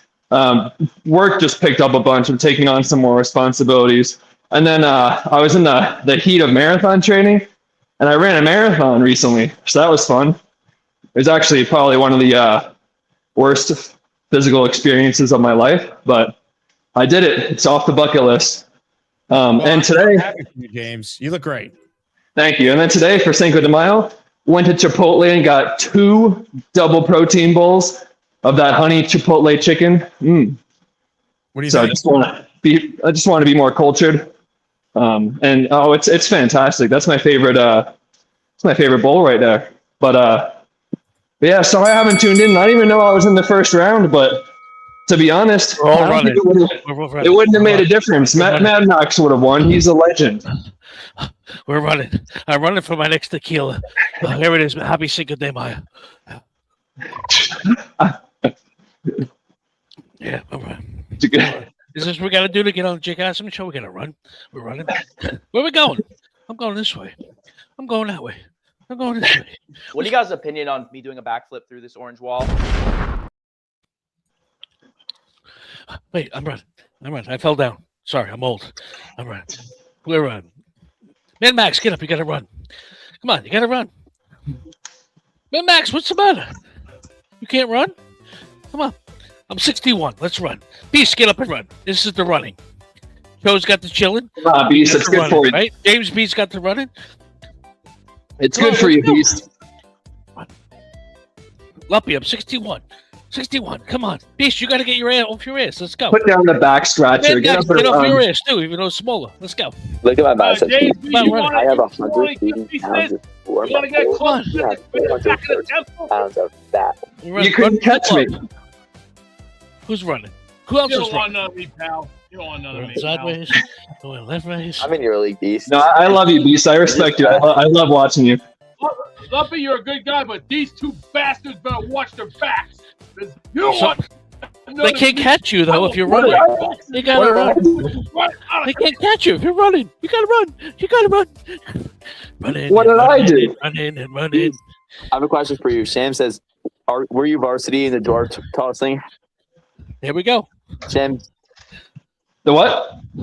Beast, were you varsity in throwing? Because honestly, Beast, I could throw a shot put further than you. Run it. I don't give a rat's ass what you think. You're a piece of shit. You have nothing. Did you ever better throw a to do. shot put in your life, Beast? Did you ever sprint? Let's look at the difference between facts and fiction. I got I don't- something you don't have, pal. You don't have. I think highly of you, Mad Max. Yeah. Whoever makes this crap, I swear to God, there'll be a bullet put in the back of it if someone takes this crap. Suntan lotion is overrated. Come on, Beast, let's run.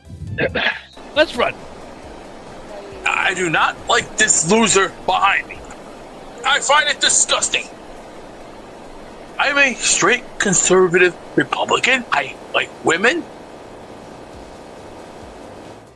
I have strong muscles. I have 180 pounds of pure muscle, Beast. You don't have have jack most of your muscles are fat, honestly. David Aaron, there you go. Small little Frankfurter called a cocktail weenie. Urgent! This is how they ran in the 80s. They had the hands like this. That's how they ran in the 80s with tight shorts. That's what they did. There you go. David Aaron knows.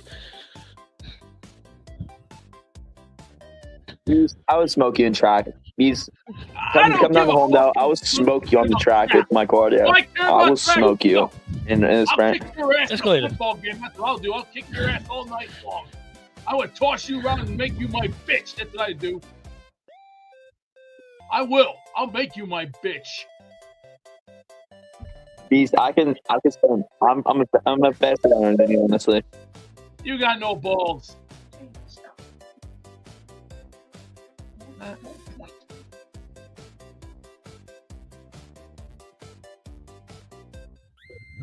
Nothing like after a good workout. 272 pounds is pure fat. It's not real. It's not real muscle. It's mainly fat. Okay, after a good workout, you gotta have a nice Gatorade infused margarita. Happy Cinco de Mayo, as maniacs. That's a good one, Mr. Aaron, Mr. Trust Me, bro. That's Beast what I'm is talking addict about. proof. Look at that. How you feeling He's over got there? strong- Positive, Jake. How you feeling? Let's Let go. me just tell you something, Max. You are weak against my power. I will. I'm not even destroy here. I'm not even here. Ugly, the hairdo of yours into a freaking bro pad. Beast, can you hear me? I can hear you. Can you hear me? All right. This is you, Max. Happy sick. This is what's gonna be left of you. All right, but You see this, Max? This is your head being squashed. cheers, everybody. Beast, can you hear me? Happy Cinco de Mayo, first of all. I thought you'd come up with like some WWF. What? Cinco de Mayo to you, amigo. Yes. So I thought you'd come over with like some mask on you, with the old school Mexican wrestler. I want to see something. The old school, right? Yes, I do. Well, like the El Helio de Santo, even Yes. Dr. Wagner. Yes, as a matter of fact, How do you make Dr. Wagner sound Spanish? Dr. Wagner. I have up there. As a matter of fact, I met Dr. Wagner many years ago at one of the arenas. He was great, especially bien. So he's the one that shot you up? What happened?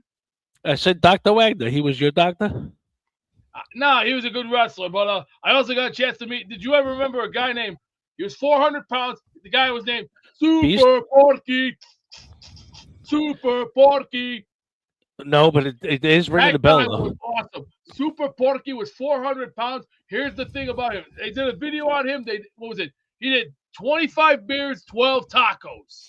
That's me today. What? Wait. What do you guys' opinion on me doing a backflip through this orange wall?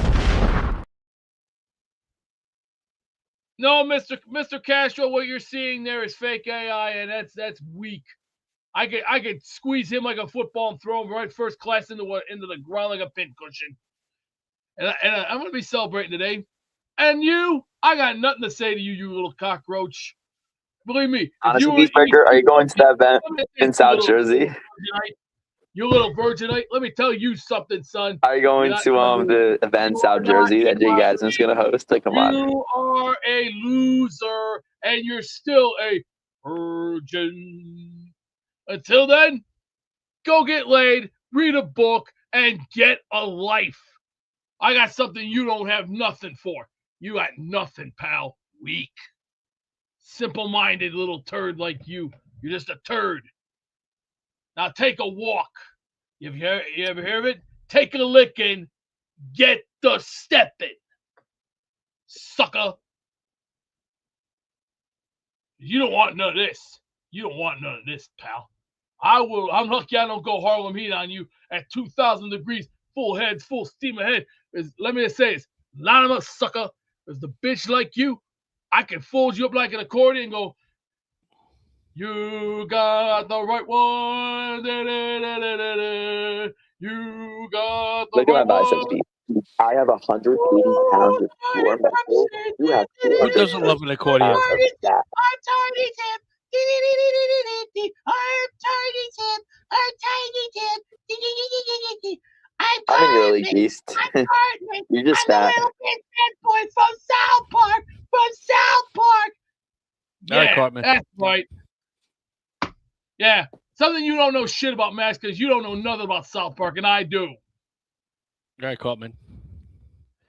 And you know what I do to Gary? I would fold him like I have an a question for accordion you. Sam and says, break his little were you funny little varsity in the neck. dwarf tossing? So, Beast, how do you Sam, like I'm the Knicks sorry, and the I'm busy Yankees? doing terror. Let's get Beast on a positive trend, man. Were you varsity in throwing?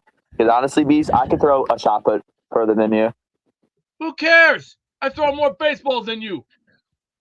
You didn't get Did you ever throw a shot put in your life, Beast? And did you ever sprint?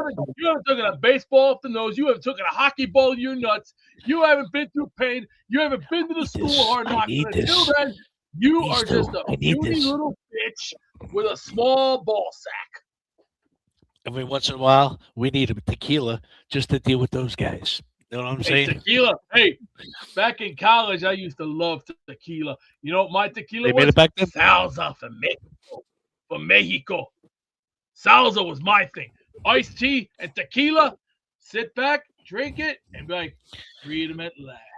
Beast, I got a serious question for you, Beast. I got a serious have question strong for you. No, muscles. I have man, Max. I 180 got pounds to of pure muscle, Beast. Can't get a You word have in. Hey, Can't get a most word of your muscles are fat, honestly.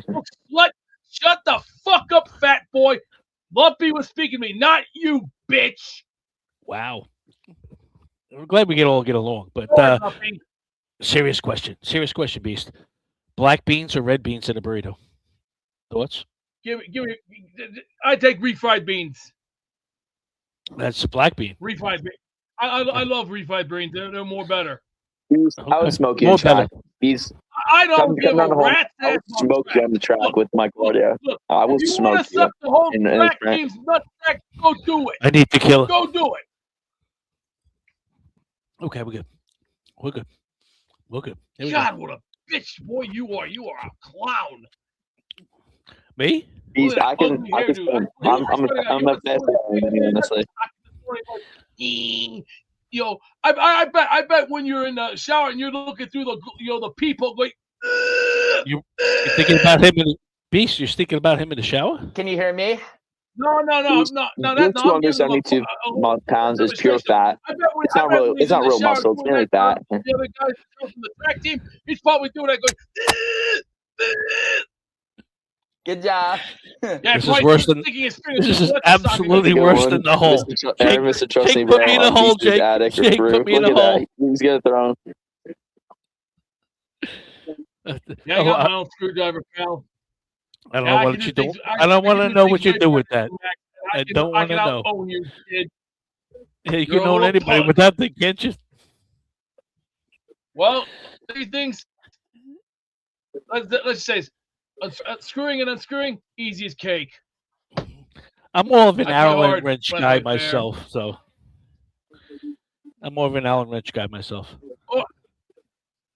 No, Mr. Catchell, I'm not an item with this jerk. I have a real queen, and I'm not gonna say it again. You can take this shit, you can roll it up into a fatty, put it in a blunt, and you can smoke it all night long because you know what? I love orange hair ganja. Because I know, you know what? I got five. How you doing, Bad Fella? You're gonna be crushing. You're gonna crush Chef Kevin today in as Maniac Madness. You're gonna win this matchup. Pal. No one asked. You know what? I'm gonna say it like Samuel L. Jackson. I didn't ask you a goddamn thing. As you were MF. saying. You got to say MF What's after that, you know. I'm just on the guys. You're gonna do if you're gonna do a Samuel L. Jackson reference or a impersonation, you have to have the MF after. You know, you got to say that. Come on, come on, Beast, get it right. Don't do it at all. Look at it go. Ezekiel 25:17. The path of the righteous man, you know, has the certain subtleties of the selfish and the tyranny of evil men. And look what Ron walked in. Yeah. Charity of goodwill. Can't believe I'm on with these guys. Valley of darkness. For he is truly his brother's keeper and the finder of lost children. And I will strike down upon thee with great vengeance and furious anger. Beast. If the To people poison and destroy my brothers. And you will know my name is the Lord when I lay my vengeance upon thee. Yeah! Beast, if the people here at Tom Coughlin Stadium could hear you right now. Good. Discipline needs to be enforced. Ron, that's awesome. Welcome to the school hard knocks. This is the real hard knocks. You're killing me. These knocks, maybe. If you got the guts, swallow them, because if you can't do it, take your ball and go home. Kid, this is a physique of a Greek god, 272 pounds of destruction. I'm God and you're a bitch. I'm the sexual, intellectual, the god of all gods, the immortal men of all mortal men.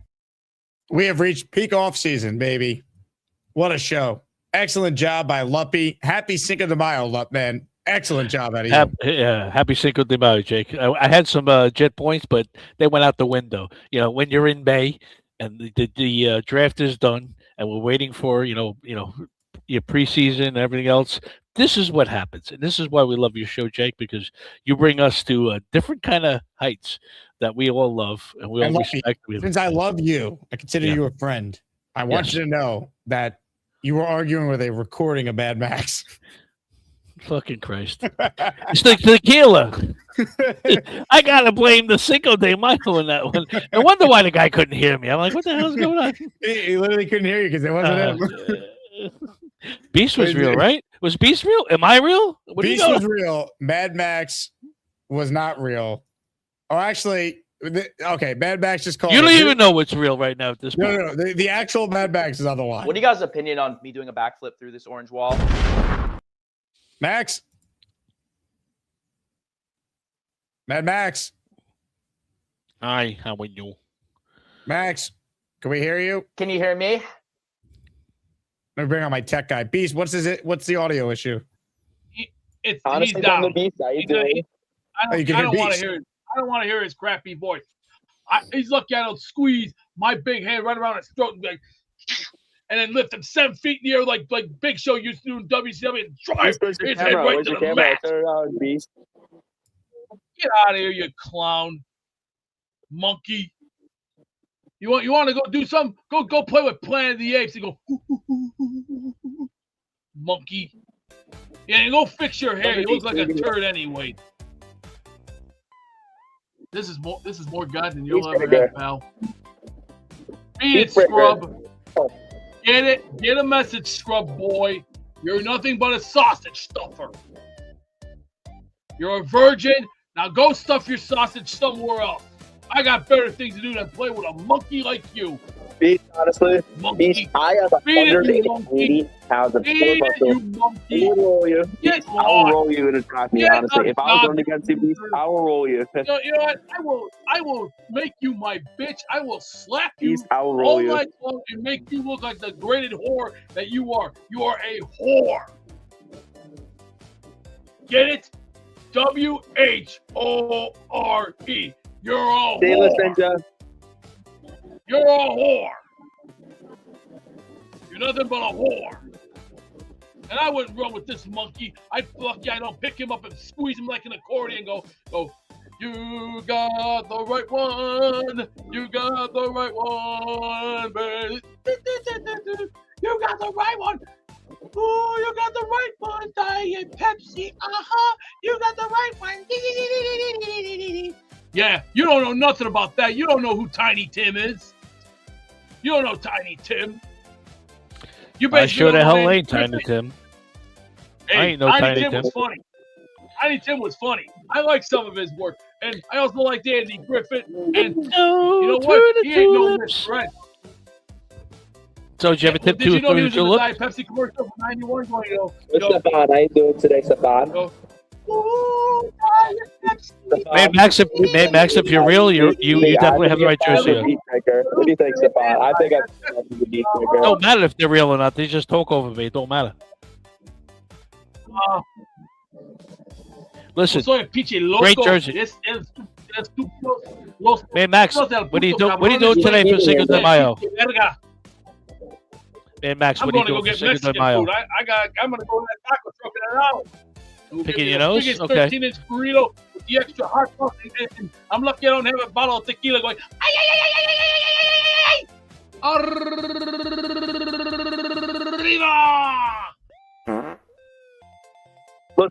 Look at us at the store. Look at us at the jersey store. Look at us. Look at us at Belmar Beach Shake. Look at that. You know why I'm on the picture there? I'm on that picture because I'm ahead of you guys. Like you, Allie. Lumpy's ahead of you guys. That's why I'm on that picture. 61, I'll be ahead of you I guys. don't want no part of him because he's lucky I don't fold him up back in accordion and play the freaking chicken polka and go.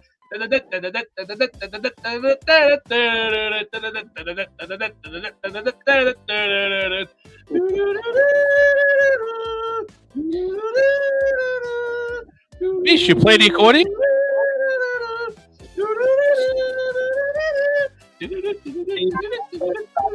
So Beast, you play the accordion? You No, play? but my uncle John plays a great accordion. Uncle John. So bring Uncle John on. We need to do this. Kevin, what's up, Kevin? What's Give me a up, high five guys? On the house beast. Hey. One of the goats. Happy Cinco de Mayo. Happy Cinco de Mayo to you too, my Oh, brother. don't worry. I'm Beast. going to be going to my taco truck in 1 hour and getting me my big 13-inch burrito with the extra hot sauce. And I'll be make sure when I get my burrito, I'm going to do what Mr. Jones go. I'm going to put some hot sauce on my burrito, baby. You know you look good to me. You know you look good to me. The reverse jerk. Beast, do you think 13 inches is enough? Well, hey, for that kind of a burrito, hey, as long as it works, it works. And this monkey-headed sausage stuffer. Honestly, on the beach, how you doing? Go stuff There you your go. sausage somewhere else. You're a sausage stuffer. Beat it, scrub. Go. What, he's play Italian? with your friends. Get out of here. Beast, where's your camera? Where's your camera? Turn it on, Beast. So we still.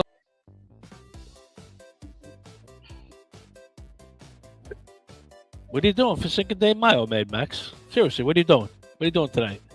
Can you hear me? Beast, can you even hear me? Oh my God, you did it again, Jake. Did it again. Beast breaker. Beast breaker. You're arguing with a recording, it won't be. That's what I said. You did it again. I knew it. Bastard. You bastard, but I love you. You bastard. So now I'm going to argue with myself. What the hell are you talking about? I have no idea. Oh, you Beast, should know better than that. Beast, I have 180 pounds of sport muscle. We will roll you, Beast. I will roll you in a trap me, honestly. If I was running against you, Beast, I will roll. Oh, what a show. Luppy, you are the man. You are the absolute man. All right. Home stretch here. Last chance to truly get in on the show. We got the raffle coming up. Wayne Corbett signed jersey is the prize. Enter for your chance to win that or any of our weekly prizes later on in the week. Derek with a super chat. Best show on YouTube. Mad love to you all. Derek, you're the man. Appreciate the kind words.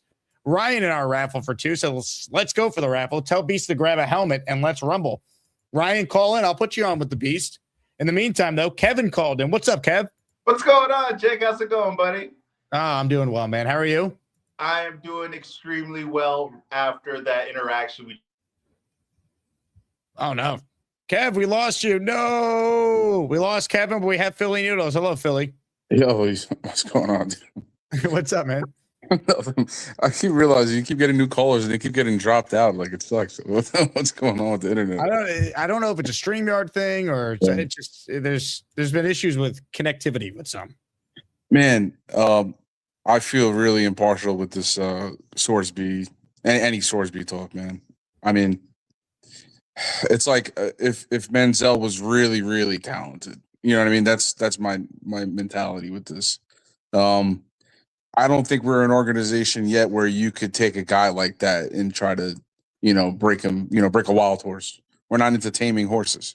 We keep getting veteran backups, and veterans, and we're trying to, have a conservative approach to a season.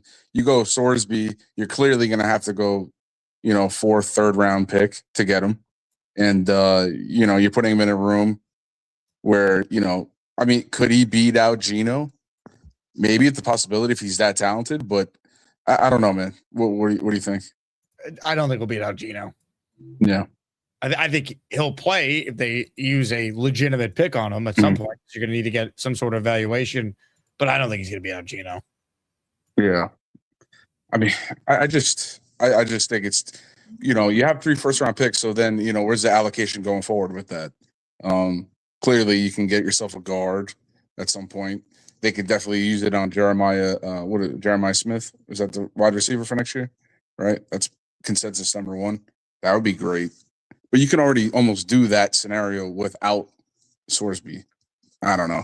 I just think how many games does Sorsby appear in and you form an evaluation, you're convinced you got the guy? Like you're kind of threading a very tough line. And then it's like, well, what if it doesn't work out for this coaching staff? New staff comes in. How do they feel about Brendan Sorsby? They have no allegiance to the guy. And what would we look like? I don't know. Let's say an Ohio team, not named a good one, like the Browns. That's what we would look like, the Browns. Yeah, with them all the quarterbacks. Gabriel, this is a stable carousel. It's a tricky spot. There's no doubt. Happy Cinco de Mayo, by the way. Oh, yes, sir. I'm Puerto Rican, but for all the Mexicans out there, for sure, I love this holiday.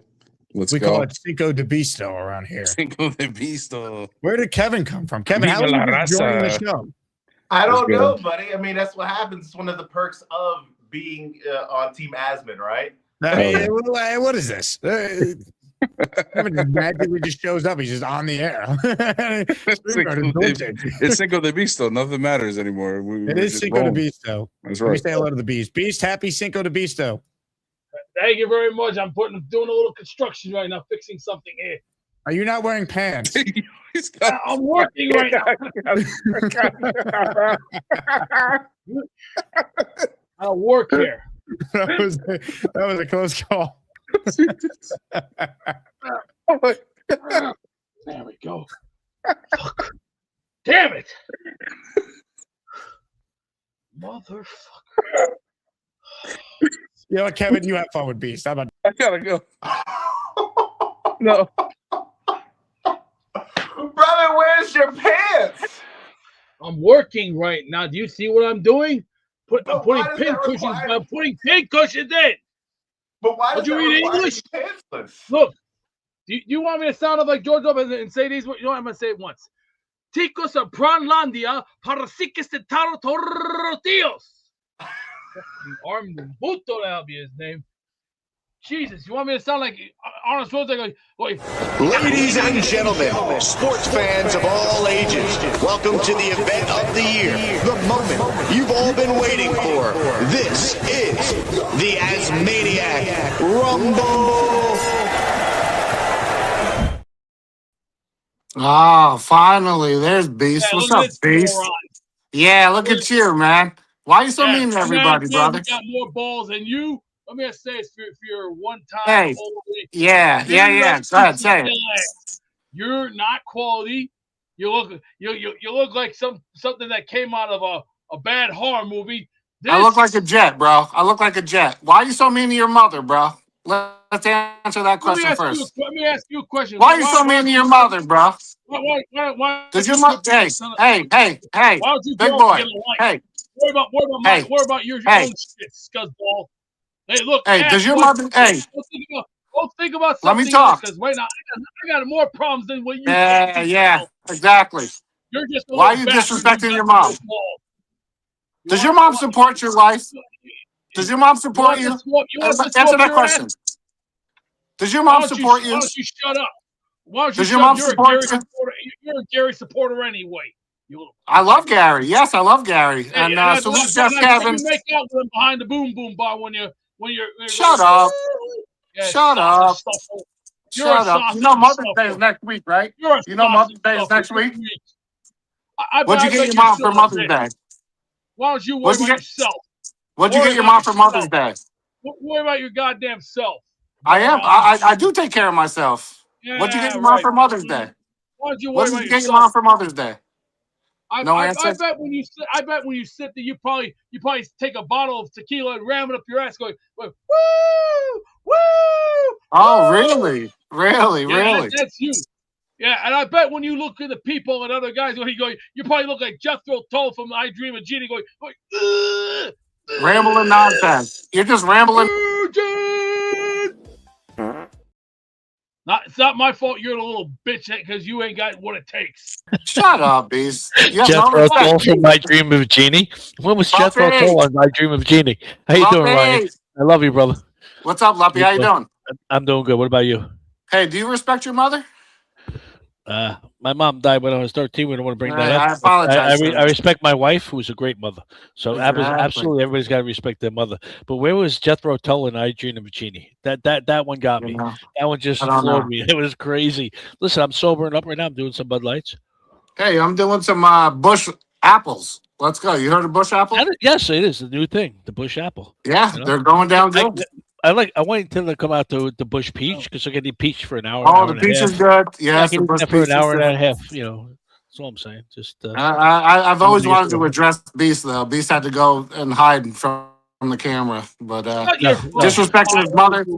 Loser. A week from Mother's Day. You're a fruitcake that has the word blowhard written all over it. And you know what I mean by the word blowhard? BLOWHARD. You're nothing but a blowhard. Shut up, Beast. You're Suck pathetic, dick, brother. asshole. You're Go suck pathetic, it. my guy. Go suck Sore a dick. loser. Leany beat you fair and Oh, square. you're You can't just even a handle that. retard. Leany beat you.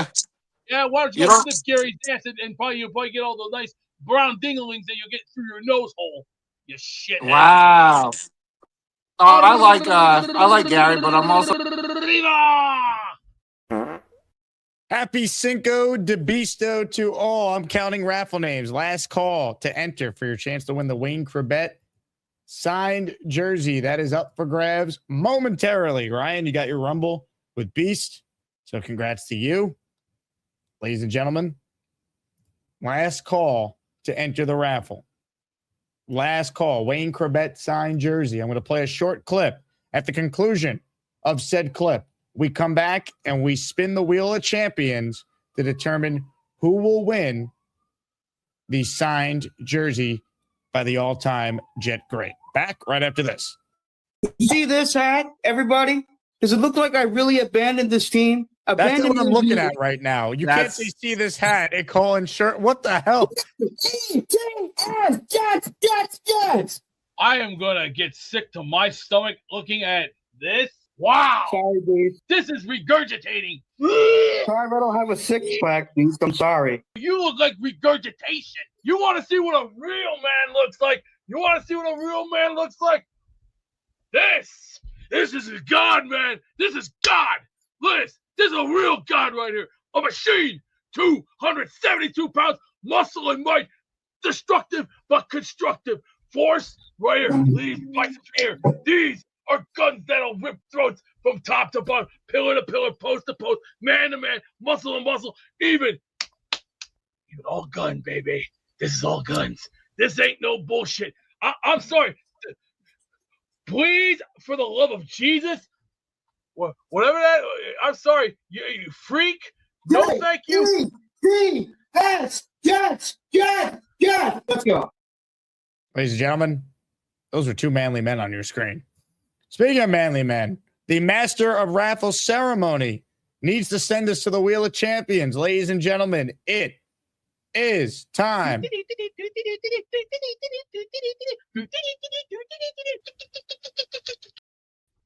Macho Man Randy Savage coming to you live from the Gold Suit headquarters.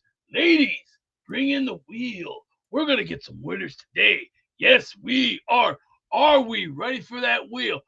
I know everyone wants to win something, but are we going to get a winner today? You can bet you're biffy because we're going to do it right now, right here, right now. Don't you know? And remember, step into a Slim Jim. Ooh, yeah. Dig it. It's time to announce the winners of the weekly Asmaniac Raffle. Let's spin the Jake Asman Show Wheel of Champions and find out which Asmaniac is winning an epic prize. Yeah, baby. Excellent job by the master of Raffle ceremony. Hit the music. All right, light on entries today. I told you. Never been a better opportunity to win a signed jersey by one of the all-time great Jets. Derek, the Kansas Jet fan, he gifted a membership a minute ago. He was added to the wheel for another entry. Derek, thank you as always, my friend. Good job. Derek had a great call earlier with a guy who was not actually dead behind him, despite how it might have looked earlier on in the call. All right. Here we go, folks. One spin to determine a winner. If you win, the way you claim your prize is if you email me, asmanjake@gmail.com, your name and address so we know where to send your autographed jersey to. Good luck to everyone. But only one Asmaniac can come out on top. And the winner is...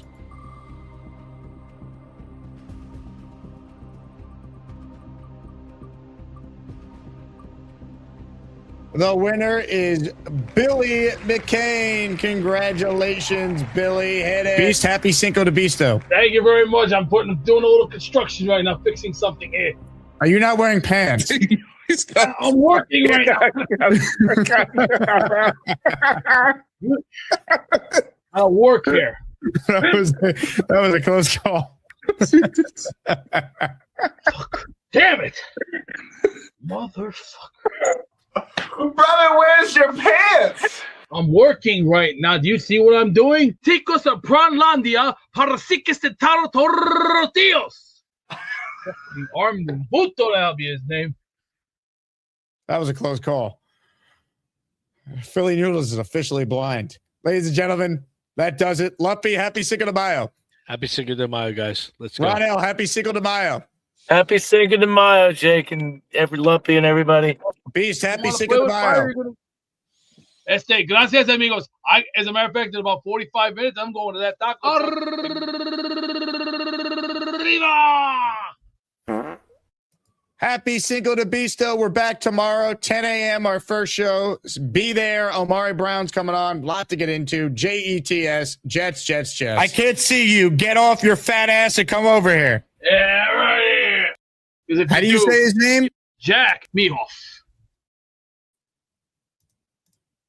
Oh, hi. Jake wants me to ask you to click on the like button. That's right, Lane. And if they don't subscribe to the Jake Asman Show, this team may never win another game. Let's go, Jets.